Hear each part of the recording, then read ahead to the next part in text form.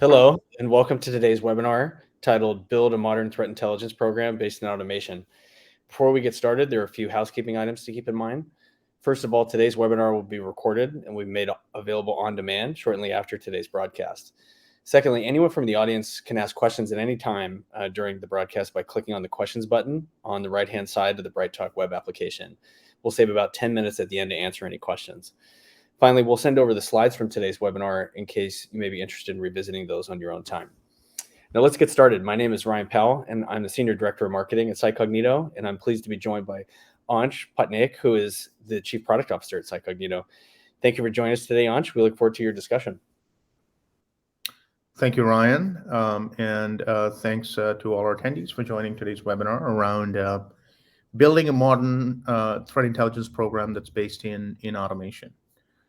Here's what we're going to talk about. We'll start the session by summarizing the state of threat intelligence as a practice, its definition, the key flavors of threat intelligence, the primary use cases that organizations focus on when it comes to leveraging threat intelligence, the life cycle of threat intelligence data, and importantly, the challenges with threat intelligence as a practice for the modern SOC or security team. That will lead us into an alternate view of threat intelligence, which is the way an attacker or a threat actor might think about gathering intelligence about an organization that they are targeting. And then next, we'll look at ways of staying ahead of that attacker perspective as organizations that need to defend against those adversaries. And then finally, we'll hit on some of the things to focus on when it comes to actioning a modern threat intel practice. Specifically, in this case, in the context of external risk management. There are lots of different ways threat intel can be leveraged. One very important one today is external risk management. So let's get started with the state of threat intelligence. And a good place to start would be the definition of what is threat intelligence. Now, Gartner's definition of threat intelligence was formalized almost exactly 10 years to the date. And their definition, which is widely used by vendors in the space, is threat intelligence is sort of evidence-based knowledge, context, mechanisms, indicators, implications, actionable advice about existing threats, impending threats that can harm an organization and that can be used to inform decisions around it.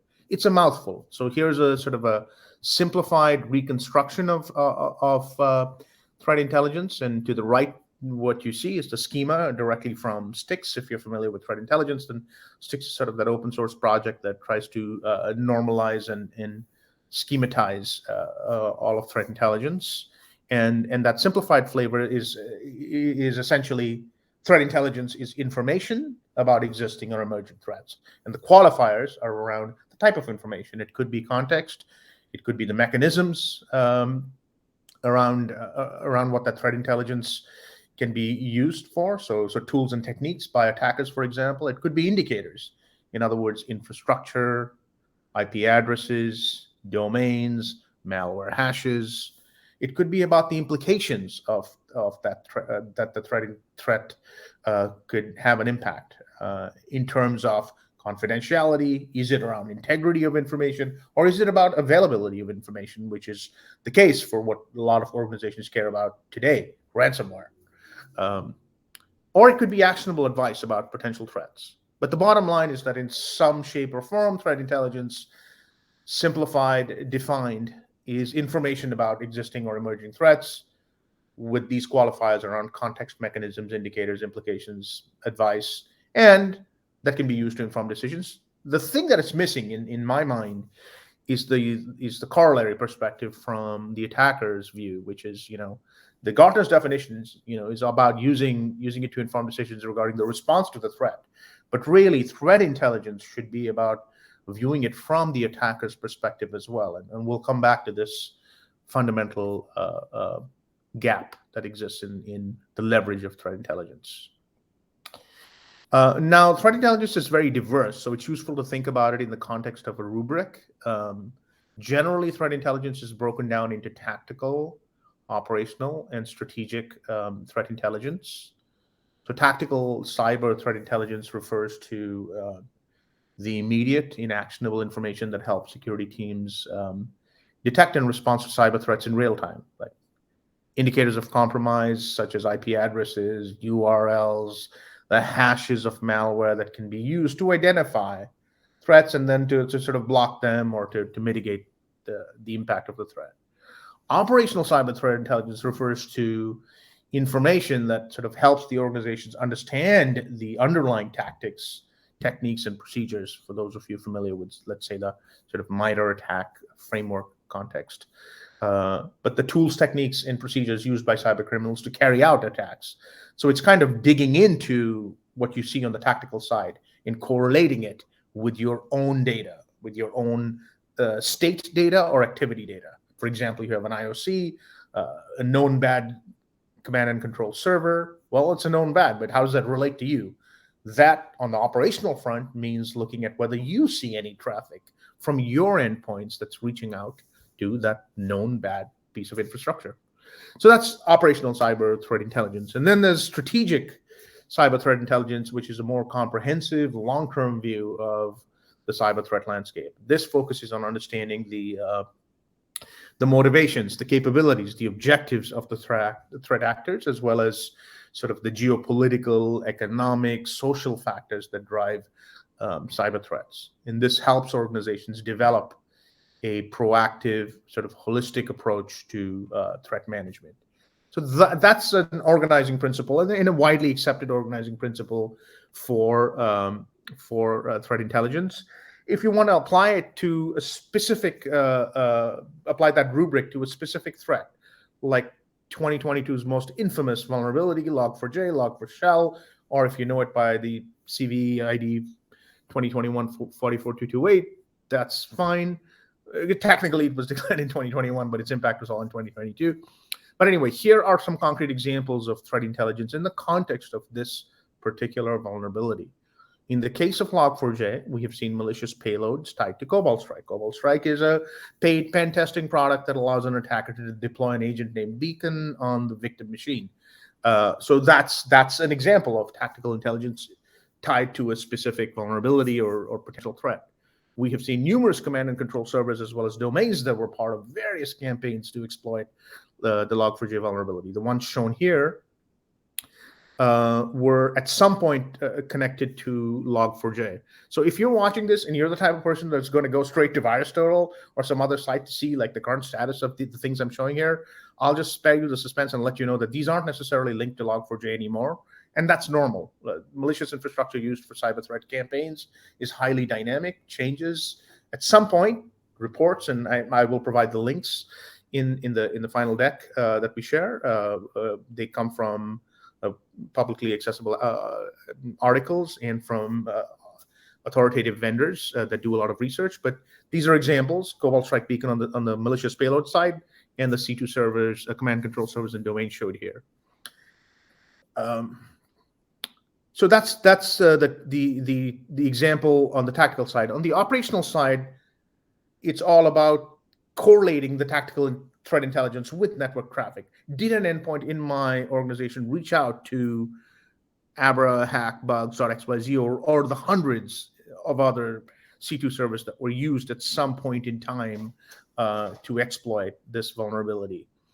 Analyzing malware to understand their behavior and techniques. So when you actually see something that looks suspicious, looking into it to understand the behavior, the techniques that might be used by the adversary, or also prioritizing. If you do detect potential victims, susceptible systems, then prioritizing patching by using tactical intelligence around like is this likely to happen today? Which systems do I focus on? How easily is this discoverable by the attacker? How attractive is a system to an attacker? That's your sort of internal intelligence layered on top of external intelligence that you combine to make decisions. And then there's strategic intelligence, which is about understanding the threat actor and the motivations better. Purely as an example, in the case of Log4j, we know that at some point, campaigns could be attributed to the APT35 group out of Iran, that's also known as Charming Kitten. And also Microsoft observed attacks by the Chinese group called Hafnium using the vulnerability against virtualization infrastructure, I believe. But hopefully that gives you the rubric for organizing threat intelligence varieties and tangible example to attach to. But let's pivot to how intelligence in these three categories can actually be used by organizations to their advantage. In other words, what are the use cases that come into play? Like, how do I leverage this tactical, operational, strategic intelligence available internally, externally? And here are the potential use cases that you might want to think about when it comes to tactical threat intelligence. Threat hunting, incident response, vulnerability management, malware analysis tend to be the common use cases. On the operational side, it tends to be network security monitoring. There are use cases around identity and access management. Cyber training is a big operational use case. Fraud detection and prevention is another one. And on the strategic front, it's really about risk assessment and mitigation. Business continuity planning has emerged as a huge use case in the wake of attacks against availability of infrastructure, in particular ransomware. So let's break this down a little bit more. Let's look at the tactical use cases in one more level of detail. Threat hunting. This is about manually expending resources, investing in threat hunters that will look at intelligence that you have procured from open source or commercial threat intelligence databases that to find threats that might be in your environment that have somehow evaded any automated tools that you have there. This is a very important use case. It's one that's widely invested in by large companies, but also one that we need to collectively find a way to move away from, because most organizations don't have the resources to invest in these in this high level of expertise that manually sifts through threat intelligence. A very expensive resource requirement, and ideally, a tactical intelligence should be automated a lot more. Incident response is another use case for tactical intel. You're leveraging it to expand to triage security incidents. So you decide what to focus on. And vulnerability management is a similar one, where you're using it to decide which vulnerabilities to focus on. And you might do that based on, for example, intelligence that tells you, I see 100 vulnerabilities across critical vulnerabilities across 1,000 assets in your organizations, across an organization. Well, which one should I prioritize? Would make sense to do that based on the vulnerabilities that are actually being actively exploited in the wild. And malware analysis is another one, where you look at the malware, you analyze it to identify the underlying capabilities, the behavior, and the impact. Operationally speaking, that category of intelligence, connecting it to your infrastructure is where the operational use cases come alive. So network security monitoring is saying, hey, let me continuously correlate intelligence with activity. Activity is let's say all the browsing activity that's happening from endpoints across all your employees. Are the endpoints within my organization advertently reaching out to known bad infrastructure? That's a classic use case. Identity and access management is another one, using operational intelligence to think about identity management, like forcing password resets because of compromise, changing access control based on what users are doing, limiting users to just seeing things that are necessary. Cyber training and awareness is a massive one, massive use case from an operational standpoint today, because lack of awareness is often, inadvertent exposure is often what leads to breaches today. And then fraud detection is another one. On the strategic front, it's primarily about risk assessment and mitigation. So intelligence that's used to understand the overall risk posture, the risk mitigation plans of an organization, and then business continuity planning based on the impact of potential cyber risk. This has become a front and center, in particular in the wake of the rise of ransomware, which impacts the availability of system, because generally what they're doing is encrypting data, holding it hostage, and limiting the ability of users. It's less about breaching the data and more about the availability of the underlying data and systems. And so business continuity and planning has emerged as a very important strategic use case that can be informed better by threat intelligence. So that was about sort of the organization of threat intelligence and the use cases. Another key question around threat intelligence is its very dynamic life cycle. And that life cycle includes collection, normalization, correlation, prioritization, and triage. Collection is the first stage of that threat intelligence life cycle, and this involves gathering raw data from a variety of sources like internal security logs, external threat feeds, human intelligence. And the data collected at this stage could include like things like indicators of compromise, network traffic logs, threat reports, anything else. This is simply about aggregating all of that information. Threat intelligence is extremely diverse. It comes from a numerous open source, commercial, and homegrown sources for large companies in particular. All of that, hundreds of sources are often combined together. So the first part of the life cycle is just aggregating that information. The second step, the second phase of that life cycle is normalization. You can call it other things as well, but standardization perhaps. But the bottom line is that all of those disparate sources of threat intelligence, once collected, need to be compared and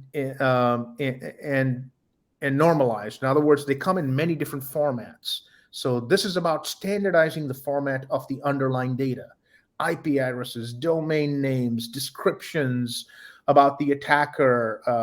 They come in numerous formats. All of that has to be normalized into one sort of schema that can then be correlated with activity that's actually happening within your organization for purposes of consistency and for automated analysis. So that's the second step. The third is correlation, and this is all about connecting the valuable intelligence that you have with either state or activity data. So state data could be the information about your external attack surface that is discoverable by attackers, and the intelligence might be about vulnerabilities that on that attack surface that are being actively exploited. Activity data would be things like network traffic logs, which you correlate with classic indicators of compromise to detect potential communication with that external infrastructure, like a command and control server, for example. And the next phase from there, once you've correlated that information with your own traffic, like connected that threat intelligence context with the activity in your organization, is to prioritize threat intelligence hits using context. So, what should I focus on? Because prioritization is super important for three broad reasons. First, threat intelligence is very voluminous, and the number of findings that you generally end up with are too significant to sort of comprehensively triage. The second issue is that threat intelligence can be messy and noisy, so it takes even more time to weed out false positives. So, for example, communication with a known malicious IP address that is no longer malicious because adversaries keep rotating through infrastructure that they use in campaigns. So if you pass this over to your ops team, then you're going to end up in a bad situation, a culture clash. Third, it's a race against time, right? Whenever a new vulnerability is announced, attackers are racing to exploit it faster than defenders can protect vulnerable systems. You don't want to focus on an exposed vulnerable test server that's not even connected to valuable internal data and assets over a critical exposed server that does have sensitive data, for example. So how do you do this? You look at the organizational context with the attacker's lens, and that's really the important thing that we're going to focus on today.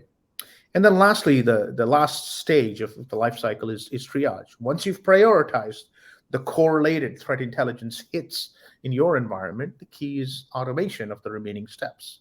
Validate the risk quickly so that you don't send the IT owners on a wild goose chase. Inform the IT owners, operations owners automatically, ideally, along with the sort of importance of accelerated patching. Once that's done, you revalidate the issue to make sure that it doesn't exist. So this is sort of the life cycle that actually is quite difficult to implement in practice. So it's worth considering what are the typical challenges that organizations encounter in harnessing cyber threat intelligence through this life cycle. And so let's take a look at those operational challenges. Broadly, the operational challenges can be sort of bucketed into quality, timeliness, cost, and perspective. And we'll start let's start with sort of the quality angle. Poor data quality is a major challenge when operationalizing CTI, cyber threat intel. Data quality issues arise from like a variety of factors, but the most common one is just incomplete, inaccurate data, inconsistencies in data formatting, bias in data collection processes. And all this sort of noise in threat intelligence, for example, can lead to lots of bad outcomes like triage delays because the security teams have to put in this extra effort to not pass that noise on to IT owners. Otherwise, they risk slower response from IT owners the next time that the next time that the threat intelligence is real. So it's the cry wolf sort of syndrome. In the end, this ends up impacting critical metrics like mean time to remediation, which just gives the adversaries more time to execute successful attacks. So a good example of this is just like clean domains that have been mischaracterized as malicious, like just wrongly classified by threat intelligence providers, or conversely, malicious domains that are not classified as such. That's a data quality paradigm issue, and it impacts. It manifests in the form of false positives, false negatives, impacts mean time to remediation, and leads to a culture clash. Very same outcomes are also caused by the issue around stale data or timeliness. So separate from sort of inherent data quality is timeliness or obsolescence of your threat intelligence data. Threat actors are constantly evolving their tactics, techniques, procedures. So intelligence that is even a few days old can quickly be completely irrelevant and obsolete. And the impact is the same as misclassified data. So for example, if an organization is relying on threat intelligence that is several weeks, months old, it could end up with false positives or false negatives, which could then again undermine the organization's security posture, their connection and trust with the security team. And again, just leads to that culture clash between security and operations team, because the former is going to push for immediate action. The latter is going to, need more time to assess and validate the intelligence, especially if they've contended with false positives in the past. The third major challenge in operationalizing threat intelligence is around cost, and the cost has two dimensions to it: software related costs and talent related costs. So there's a lot of expensive software that's needed to normalize and process various threat intelligence data sources. Most larger organizations today invest in like a threat intelligence platform that does all of that normalization, deduplication, aggregation, and funnels that data or streams it into other sources with which that data needs to be correlated. That's an expensive investment. I mean, an alternate view could be you expect the end use case, the vendor, for example, if you've invested in a product that helps you understand your external risk profile, perhaps that product should be expected to bring in the right intelligence and pre-curate, correlate, and present the findings, versus you organizations having to do all this grunt work, manual work of cleaning up threat intelligence data, piping it into various different security systems and asking them to correlate it. So each of these sources, they have their own data formats, makes it difficult to normalize, process, and there's the software cost to just process threat intelligence data that could have an alternate option of just expecting the vendors in the right security subcategories to leverage the right threat intelligence and to present that data. It's also important because we're contending with the race against time. And we have to be able to do this faster. And so if organizations have to do this first, to clean up the data, to pipe it to various security tools, then you run the risk of attackers being ahead of you. And that, at the end of the day, is the game. The second area is the cost of expensive talent. So the cost has two dimensions, sort of software and capitalizable costs, and then purely labor costs. Cost of expensive talent to just sort of hunt through intelligence is a big one. Large organizations invest a lot in this because they don't trust the underlying vendors to go correlate the data with to find the matches between their threat intelligence and what's happening in their organization. And so they invest in all these sort of expensive threat hunters. But ideally, this work could and should be automated. The entire life cycle should be automated. These are skilled analysts who are trained in advanced security techniques like reverse engineering malware, conducting network forensics. We need to extend that benefit to organizations that can't afford any of this, because we know that the adversaries are doing it, and not every organization can afford this sort of highly qualified labor cost, especially just given the lack of availability of the talent in cybersecurity today. So that's the third element, and then the last big challenge, and is perhaps the single biggest operational failure in current threat intelligence practices, is that overwhelming defender's perspective or a singular inside-out focus. Too many organizations focus solely on protecting what they consider these high-value internal assets, without considering the attacker's view of their digital perspective. So this can lead to sort of this false sense of security. It can make it a lot more difficult to detect and respond to threats in play. But most importantly, when attackers can easily discover attractive assets that are exposed to the outside, that are also vulnerable, and which the organization doesn't even realize are exposed, then that gives attackers an unfair information advantage. It creates a digital divide in the attacker's favor. And that's what we have to change. So consideration of that perspective is critical and is missing, as I've mentioned, in the very definition of Gartner's threat intelligence verbiage. So let's understand threat intelligence from that sort of attacker's perspective. Let's say an attacker wanted to target a specific organization. Here's the reality today. They don't need to orchestrate an elaborate, advanced, persistent threat and write complex malware. From the attacker's perspective, the path of least resistance into an organization is far more accessible than that. Readily available open source intelligence, widely used free tools like Nmap can allow an attacker to quickly find, let's say, exposed databases, for example, in your organization that have known vulnerabilities. And some of those vulnerabilities will be things that can be exploited remotely and without requiring authenticated access. Some further subset will have readily available exploit code that can be leveraged by the attacker. That is the path of least resistance. And in many cases, organizations don't even know that these vulnerable assets are exposed to the internet, let alone that they have critical vulnerabilities. So this is sort of the perspective of intelligence from the attacker's perspective. And it's important to recognize that the attackers don't need to find every path into your organization. They just need to find one exposed, vulnerable, high-value asset. The onus is on us as defenders to find and close all paths of low resistance before the attacker uses them.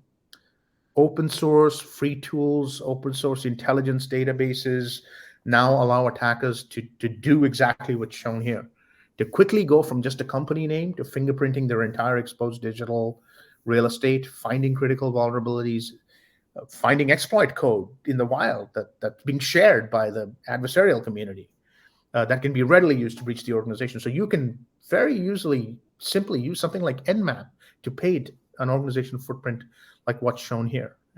Plus you look at some dark web sources to find exploits, and you're on the go. You can quickly go from a company name to the owned IP ranges, to the underlying IPs, to domains, to enumerating subdomains, to painting a picture of all the web apps that belong to a company, to uncovering the vulnerabilities that exist on those web apps and underlying IP infrastructure. Connect that with leverage freely available exploits code that's being shared by adversaries and execute a breach.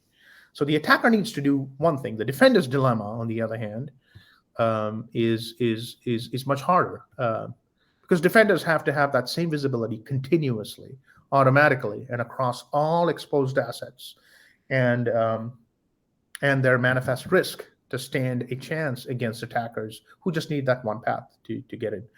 Unfortunately, this remains sort of an elusive dilemma for most organizations. Many are still breached due to assets that are exposed to the internet, that have sensitive data, that are undermanaged or even unmanaged. This is widely what we see. And actually, we have research reports that I'll mention at the end, which expose some of those data points and the percentages around this. Most organizations are only able to test a fraction of the assets that they're aware of. Like we typically we hear, depending on the nature of the infrastructure, well under 50%, but for web apps, often under 10%. And then very few actually have the capability to triage even the critical issues that they find on the external attack surface, because they just lack the ability to automatically leverage high confidence intel and context that can help them prioritize those issues down to the ones that really matter, the ones that are actually likely to be exploited, the ones that are actually discoverable by attackers, the ones that are actually attractive to attackers. That lack of automated injection of context and intelligence into that external risk profile is the essence of the defender's dilemma today. So how do you sort of stay ahead of the adversaries? And this will wrap up today's talk. How can organizations evolve their threat intelligence and their, in this case, as a contextual angle for threat intelligence leverage? We're going to focus on external risk management practices. How can they evolve their threat intelligence leverage in the context of external risk management practices to stay ahead of adversaries? Which brings us to sort of this view. You have to recognize that legacy external risk management will not keep you ahead of the attacker. Today, organizations are using a lot of the same tools and mechanisms as the attacker. So that gives you no advantage over the attacker. In fact, the defenders are inherently disadvantaged because you have to find and protect all easily discoverable, attractive paths of low resistance into your network, whereas the attacker only has to find sort of one way to get in. And yet today, as you can see here, everything from discovery to attribution, risk detection, prioritization, remediation is a heavily manual process with significant human intervention, with significant human middleware and human cost and lack of automation, which slows down the process. And so the consequences are limited visibility. You're doing this manually. What we find is that organizations are seeing 10 to 50, 60% of their assets. They're not even seeing the other 30 to 70%. What you can't see, you can't protect. The mean time to remediation is way too long, which inherently gives attackers the advantage. And there's a massive sort of waste of human resources where automation is necessary. Putting a different view on it, threat intelligence, bringing the sort of the threat intelligence context in.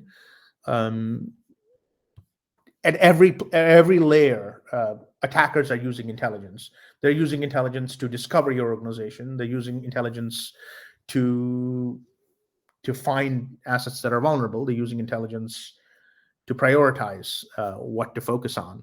Their angle, however, comes from one of, hey, what can I get to easily? What's attractive? An exposed database and a web application that's not even protected by its WAF, that has sensitive data that I can get, that's not protected by sort of anti-bot software on the login page. These are the things that the attacker leverages.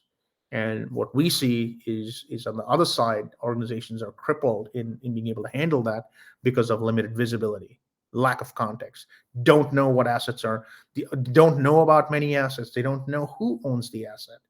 Less than 50% of an organization is mapped, generally, from what we see. You can't assign detected risk if you can't attribute it to the right owner. Less than 10% of web apps are regularly tested. You can't remediate what you can't detect. And most organizations can't process more than, even large Fortune 500 organizations can't process more than 50 to 100 critical issues a month. That's about all the capacity that the top tier organizations have, but they find thousands. So threat intel correlation has to be automated. And that would look something like this, sort of as a contrast to the previous picture, where you take out all that human element and you have integrated and piped everything so that you're constantly automatically understanding all the assets that are on your external attack surface. these come from investigating and querying open source intelligence, by the way. This is the only way you can leverage intelligence to its sort of its maximum potential. Automated continuous attack surface discovery, using that to clearly attribute underlying assets to the right subsidiaries, departments, joint ventures, and so on within your organization. Comprehensively testing everything in your organization, web apps, IPs, everything that's exposed, at least at a weekly cadence. And then leveraging threat intelligence, not just at the front end for discovery, but at the back end for prioritization. Which vulnerabilities are actually being actively exploited in the wild? Which ones are part of adversarial campaigns today? That's really the intelligence that has to be piped into this automated framework. And then you need that remediation, those remediation constructs and integrations into your communications infrastructure. So when something happens, you want to quickly apprise the IT owner, convey the import of the issue. Once they resolve it, you want to automatically revalidate. Doing this is how you go from current state to far better outcomes. So modern external risk management can have a sort of a transformational impact on organizations. Most organizations we talk to are at the left-hand side of this slide, this view, where visibility is impaired, assessment is partial, cadence is too latent, and meantime is measured in months. There is a path to getting to the other end. It requires automation. It requires injection and leverage of data. It requires a strong platform, and it requires automated curation of threat intelligence. So that is modern threat intelligence in action. Ideally, you're mapping, discovering assets continuously. You're attributing assets continuously. You're testing at scale. You're prioritizing risks using intelligence, and you've automated the remediation steps. If you can build this capability, whether it's CyCognito or some other mechanism, the right way, in an automated way, then you stand to understand attack surface risks before they're exploited. You can accelerate remediation of critical issues at scale. You're testing at scale. You can even leverage this for mergers and acquisitions, sort of understanding the risk profile of secondary and tertiary partnerships, and then sort of continuously monitor subsidiary risk or risk from other angles, geographic risk, subsidiary risk, and so on. So I will sort of conclude with that and just summarize by saying that threat intelligence has been inside-out focused for a very long time, too long. Modernizing threat intelligence requires really embracing that attacker's perspective. And attackers need the thing to keep in mind is attackers just need that one path of low resistance to get in. And what we have today is an approach that focuses on having this ironclad front door with disregard to all these windows and tunnels that are wide open. Legacy external risk management gives attackers the advantage. The only way to sort of overcome this is continuous automated discovery, attribution, security testing, prioritization. It's critical. It's the only way to find and close paths of least resistance that are faster than the attackers can sort of exploit them. So with that, I will turn it over to Ryan to take us through any questions that were submitted. I also want to mention that to learn more about these topics and other related ones or other things that CyCognito publishes, please visit our website. And in fact, we're coming up on another interesting report that will be a nice chase or follow on to today's session. Ryan? Yeah, thank you, Ansh. And thank you for this deep dive presentation and analysis of the threat intelligence landscape and why it's so critical to move from these more manual processes to a more automated solution. Very helpful.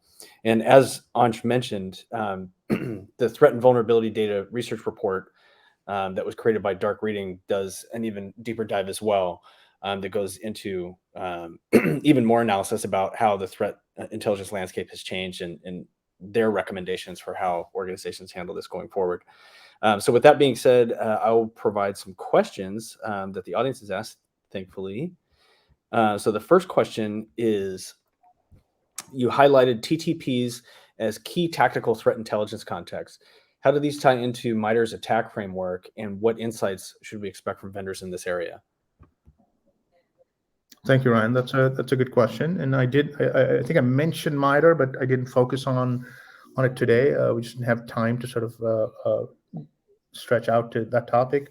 But when we talk about tools, techniques, and procedures that are used by attackers, perhaps the most dominant framework and a widely used one today is MITRE's attack framework that paints that picture of the proverbial kill chain and how it can play out. What are the stages? What are the techniques? What are the sub techniques that could be used, and who are the typical actors?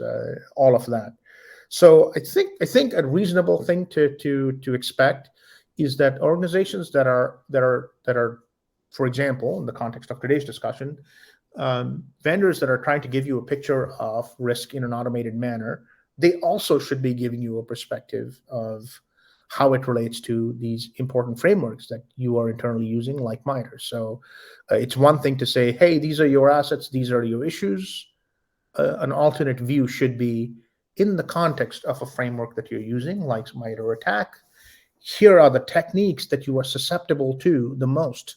We see that on the recon stage of the MITRE ATT&CK framework, you have 186 assets that are susceptible to attack by these techniques and these sub-techniques. That is the level of granularity that I think is reasonable to expect and ask of vendors that are giving you a view into your risk. Excellent, thank you. The next question from the audience is, can you be more specific about examples of threat intelligence data points that should be leveraged in external risk management? Yeah, so not only should the data points are critical, not just to leverage, but actually specifically to rejigger risk calculations. So a lot of organizations are using CVSS scores, right? Vulnerabilities and CVSS scores. That's not complete in context. You need to be factoring in, if you're looking at external risk, look at it from the attacker's perspective. The attacker's looking at, what can I get to easily? What's looking attractive to me? What's susceptible? What's vulnerable? Where do I have exploit code that's readily available that I can use against this? No one's going to sit and construct an advanced persistent threat against your organization when there are wide open paths of least resistance that follow these traits, right? An exposed database that's got a vulnerability that's critical that you don't even know about on the organization side. That's the path of least resistance. So what are the factors that we should use in here? Your scoring at some level should factor how easily something is discoverable by attackers, how attractive it is from the attacker's perspective, not from your internal perspective. From the attacker's perspective, it should factor in active exploitability, like, focus on things that are actually part of adversarial campaigns versus those that don't really, not discoverable, not attractive. Criticality of a threat is not where is the challenge is historically we've stopped at the inherent criticality of a threat, and the correct form of threat, the leverage of threat intelligence, internal and external, is by providing all that context and adjusting the score for discoverability, for attractiveness, and for exploitability. Awesome, thank you. The next question from the audience is, what should a strategic threat intelligence report for external risk management focus on? So strategic threat intelligence, just to go back to that, is sort of the planning element, right? Tactical is just data. Operational is intersecting that data with your data, and strategic is leveraging it at higher level, sort of for meta planning scenarios. I think a simple rubric for strategic for strategic planning from an external risk management standpoint, would be something that tells you, what's my overall state, what's my overall grade, if you will, like, am I an A, am I in 95 on 100, what am I, in a benchmarked level ideally, what is my risk, state of risk, current risk profile, Secondly, how is it trending? Because the risk profiles are very dynamic today. They're dynamic because the threats are also dynamic. Vulnerabilities are constantly coming out. So you might be safe today, and tonight a 0-day comes out that's very quickly exploited by adversaries. So what is my risk profile? How is it trending? I think a third key question that a strategic report should provide is, what are the underlying sources of that risk? Is it coming from a certain geography where I'm present? Like I'm a global bank, for example. I'm a 95 today out of 100, maybe, or 85. I'm trending downwards over the last 3 months from a 95 to an 85. Why is that? Where is that risk manifest? Is it spread evenly across my organization? Is it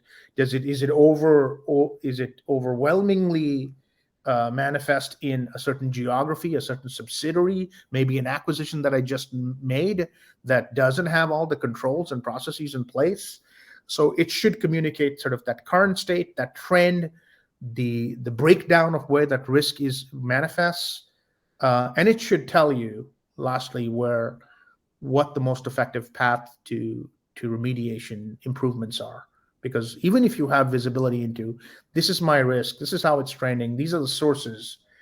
Again, like I said earlier, there are huge trade-offs. So no organization today has the ability to take on all the risk that manifests. You have to prioritize, and ideally, the strategic report should give you input into, here are the things to focus on, because addressing these 50 vulnerabilities on these 100 pieces of infrastructure or these web applications is the most efficient path to reducing your overall risk profile or improving your risk score from B to A, for example. Okay, thank you. The next question is, what about regulatory requirements? How do you connect threat intelligence with compliance frameworks? So ideally, you're connecting threat intelligence into the sort of rubric that we talked about today, which is the flow, the life cycle of threat intelligence, from collection, through normalization, correlation, prioritization, and triage, and compliance then becomes context that gets layered on. So when you find vulnerabilities, someone somewhere has to map those vulnerabilities to compliance frameworks. For example, we've done that mapping across all vulnerabilities that are relevant externally, as well as other issues, hygiene issues, and so on, to several frameworks like NIST 853. That's the dominant one, but also 27001, 27002, PCI, and a couple of others. And I think that is ideally the sort of angle you're looking for. The intelligence and the context should be, you're collecting intelligence, you're mapping it to your activity, and somewhere in there, the risk profile tools and capabilities that you're relying on have to cross-map their findings over to regulatory frameworks. And by the way, if you do it with just NIST 853, from there, honestly, compliance teams have wide access to cross-mappings of NIST 853 out to 100 different regulations that they are out there. Because the truth is, today there are hundreds of privacy regs just within the US, for example, state by state.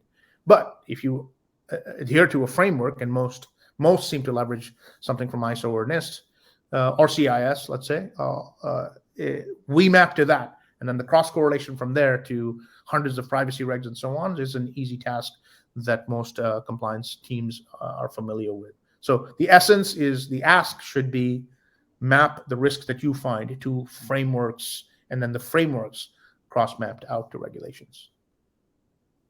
Great, thank you, Ansh. The last question we have from the audience is, metrics like MTTR are spread across security and IT ops team silos. What are some best practices to make this a realistic metric for both groups? Yeah, I mean, this comes down to the quality of your underlying capability. If you keep feeding noise to your subsidiaries, to the operations teams. If you keep saying, hey, I found this asset, I think it belongs to you, and it doesn't, or if because it's a cloud asset, that maybe did belong to you yesterday. Here's the thing to keep in mind. I mean, the challenge of this exercise is the relationship between security and IT ops is complicated by the dynamic nature of infrastructure in modern organizations. What was your IP today is not your IP tomorrow, because you're operating in the cloud, you're dynamic, you're instantiating and taking down infrastructure all the time. So you have to be very precise, timely in risk that you and current in risk that you find and assign for remediation. And that's why the gist of today's topic around the importance of automating continuous automated discovery of what belongs to you, your assets, because your set of assets is not a static set. It's very dynamic. So continuously automatically discovering all of those assets, especially the ones that are exposed to the assets, continuously attributing them, which is a very difficult task, to the right sub portion of your organization, continuously testing them, not just by looking at ports and services that are running on them, low fidelity stuff, but deep security testing. So you have high confidence, prioritizing them correctly. This is what will let you say, I'm going to pass this minimum amount of work as a security team over to the IT team. And that minimum amount of work is going to have the maximum impact in terms of reducing my risk.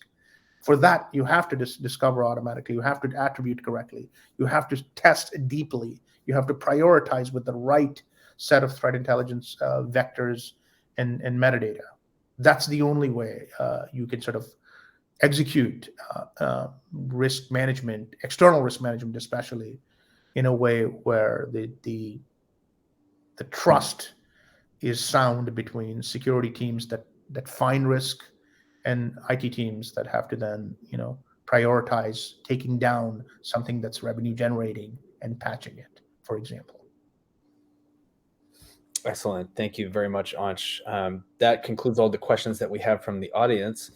So now we can go ahead and wrap up the presentation. And, Ansh, I want to thank you for this excellent deep dive presentation on the threat intelligence landscape.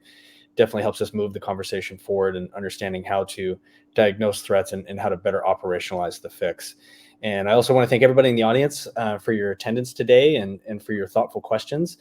Greatly appreciate your time. So with that being said, we'll let you go, and I hope you all enjoy the rest of your day. Thank you very much.